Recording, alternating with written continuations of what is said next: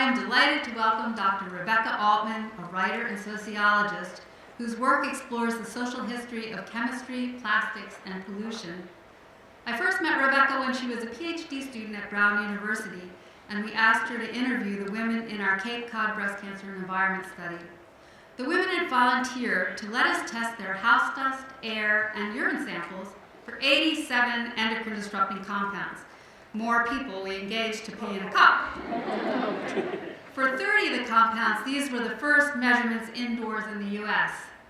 And after the results came back from the lab, we were lucky to have Becky, a person of tremendous insight, empathy, and compassion, speaking with our study volunteers as they were learning for the first time about chemicals in their homes and bodies. Dr. Altman is on the board of directors of the Science Environmental Health Network.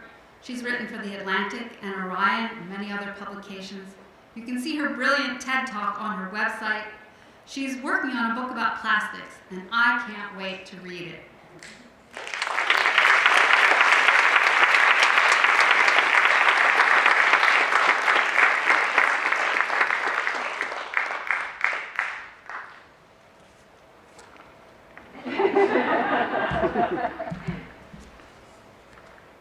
Good evening. The year is 1962, the month, June. Kennedy sits in the White House, and the music of Ray Charles tops the charts. And in the midst of the Cold War, the US readies to rocket a 2,000-pound nuclear warhead into space. When the New Yorker releases its June 16th edition, it costs all of $0.25. Spring brides float across the cover, and inside, DuPont promises its nylon stockings would build, and how their chemistry builds better things for better living. Another ad promotes the new polypropylene plant in Appalachia, but what fills the pages of that issue and 2 more issues to follow is new work from the National Book Award-winning and New York Times best-selling author, Rachel Carson. That work, Silent Spring. My dad had just graduated from the University of Rhode Island with a bachelor's in chemical engineering, a degree he'd earned on a scholarship from a local dairy. And though he didn't take classes in polymer science or plastics production, indeed, no such courses were on offer, Union Carbide's Central New Jersey plant had hired him anyway to make polystyrene. Butadiene, rubber-modified polystyrene to be exact. Another synthetic product that, like Carson's DDT, had matured in the crucible that was World War II. 4 years earlier, as he began his degree, the New Yorker also had profiled the Austrian-born chemist Hermann Mark, a decorated World War I veteran who, in the early 30s, while working for the German company IG Farben, had helped industrialize a process to make styrene, and then to transform that styrene into either polystyrene or the kind of synthetic rubber that would go on to outfit Nazi tanks. In other words, Mark had been instrumental in developing the kind of plastic Dad would one day make, and the kind of rubber he would meter into the multi-storied autoclaves to make polystyrene less brittle, more resilient, more plastic, more springy. When Hitler came to power, Mark, whose father was Jewish, was asked to leave Farben. He fled Germany for Austria, and when Hitler invaded Austria, he fled again with his family, eventually settling in New York, where at the Polytechnic Institute of Brooklyn, he helped develop a degree program in plastics, a place to teach the next generation of chemists and engineers precisely how to make what Dad had to learn on the job, or had never been taught at all. Now, the full publication of Silent Spring came in the fall of '62, released in book form by Houghton Mifflin and bound in an evergreen cover. This was the backdrop by which Dad helped Carbide upgrade its air conveyance systems to feed ever more plastic pellets into the market. Carbide had sold polystyrene by the 50-pound sack, and then the 1,000-pound box. Now, customers, molders, makers of things like fridge liners and lidded cottage cheese containers and little red wagons, wanted to buy raw plastic by the rail car, filled by even wider metal hoses which Dad helped build, and out of which plastic pellets roared forth like water from a fire hydrant. A year later, Congress called Carson to testify. She would tell them about pesticides, what she had called a new kind of fallout. By year's end, as her cancer advanced, the New York Times celebrated Carbide for having produced 1 billion pounds of plastic in a single calendar year. Carson passed the following spring. Carbide would continue to grow and soon would promote Dad to head its polystyrene unit before transferring him laterally to take over the production of hexamethylene tetramine, formaldehyde, and epoxy resins made from a chemical called bisphenol A, or BPA. By the time the young Environmental Protection Agency announced final cancellation of DDT in '72, Carbide's New Jersey plant was downsizing, and Dad, jaded, ready for something more, took severance, stayed home with my 3 older siblings until he could figure out a life beyond plastics. 40 years after Dad left Rhode Island to make plastics, I returned to study their history and their legacy. The year is now 2002.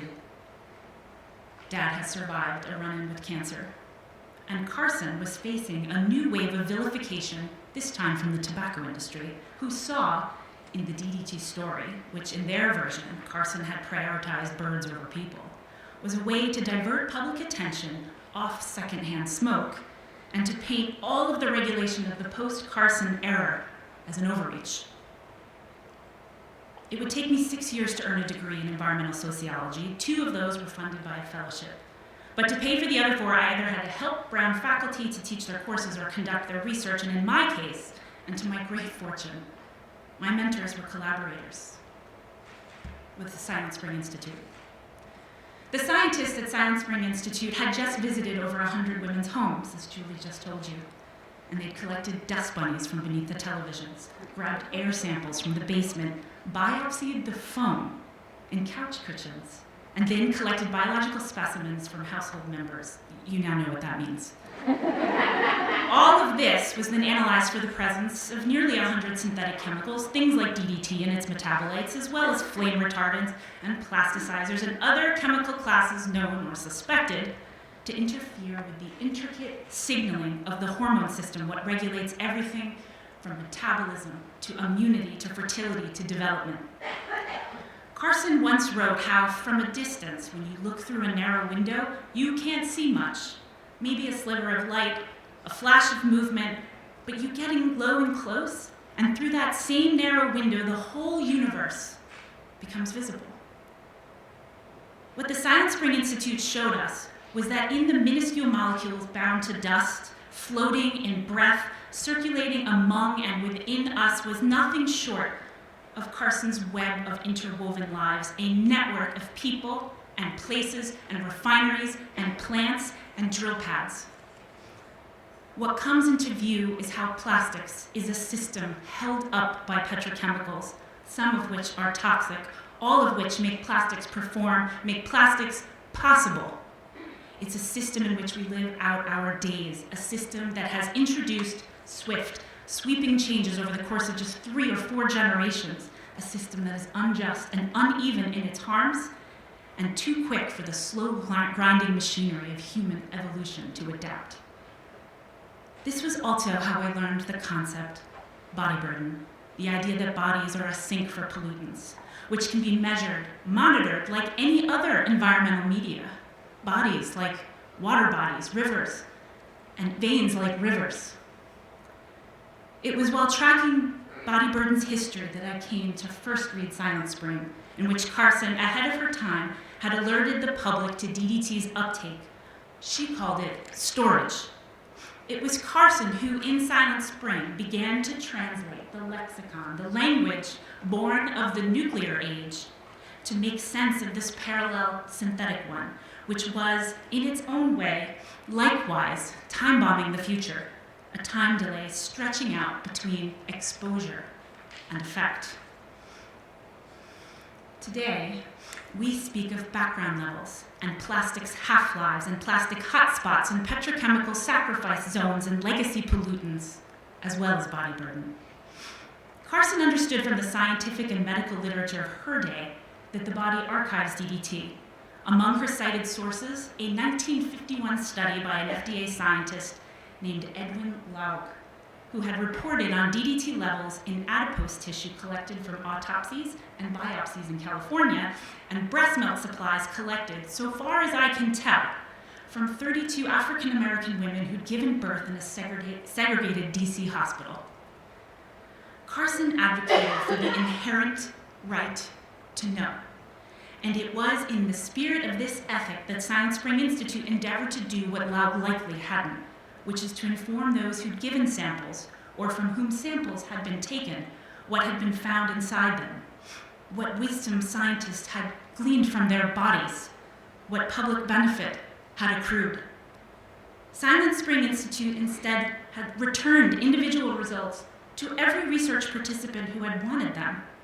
And then I was dispatched to invite further conversation, to sit with them in their kitchens and on their biopsied couches, and there to discuss what it had all meant to them to be among the small cadre of human beings who could now read their bodies like rings of a tree, or as living historical scrolls, as the poet-biologist Dr. Sandra Steingraber has put it. Dr. Steingraber is a friend of the Silent Spring Institute. Back in the 90s, as a cancer survivor herself, she had joined breast cancer activists as they marched on Boston to demand more research into environmental factors in Massachusetts' breast cancer epidemic. On that day, Steingraber had carried a sign, and it read, "Rachel Carson was right."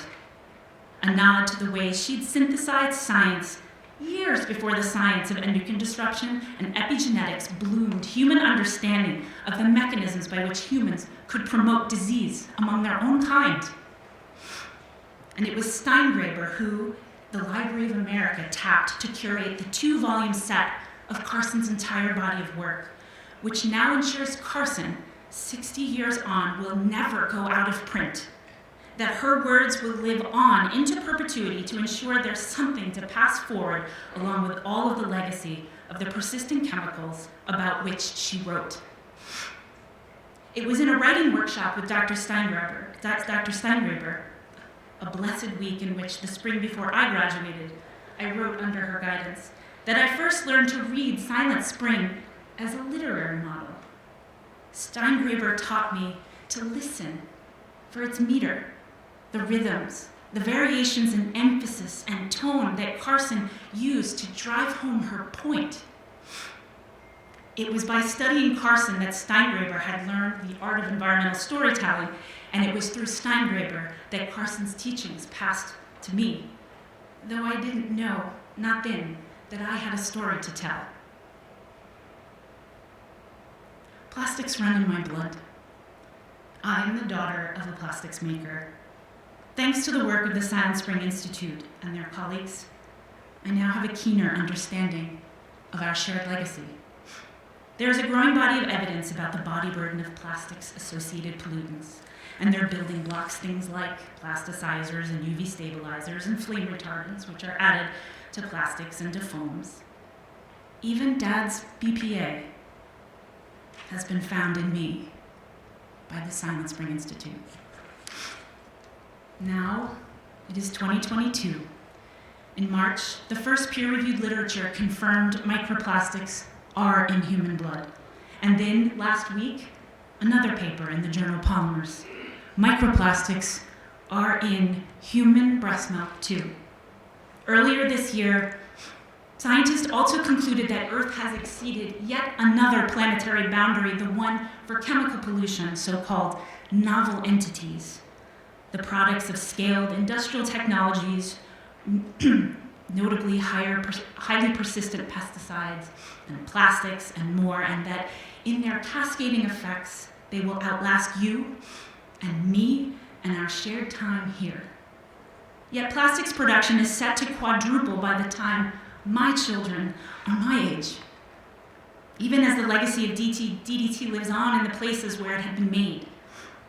In the coastal waters off Southern California, in Triana, Alabama, in St. Louis, Michigan, where in recent years, robins have been found convulsing on the sidewalks as if the fable that Carson used to open Silent Spring has indeed come to fruition right in the middle of the Midwest. If all of these materials, these novel entities, are ultimately to be our intimates, shouldn't we know something of their story? know with intimacy, quote, their nature and their power, as Carson put it. The way yesterday walks among us today, and the way in today, she said, already walks tomorrow. What is at stake is human disease and suffering and potential human evolution itself, and the mandate to right course to protect what scientists call a safe operating space for humanity and for all earthly life. The scientists here at the Silent Spring Institute, like Carson before them, have helped make those stakes plain and pointed the path forward. And now it is on us to find our voices and to raise them. And like Carson, now knowing what we do, to no longer remain silent.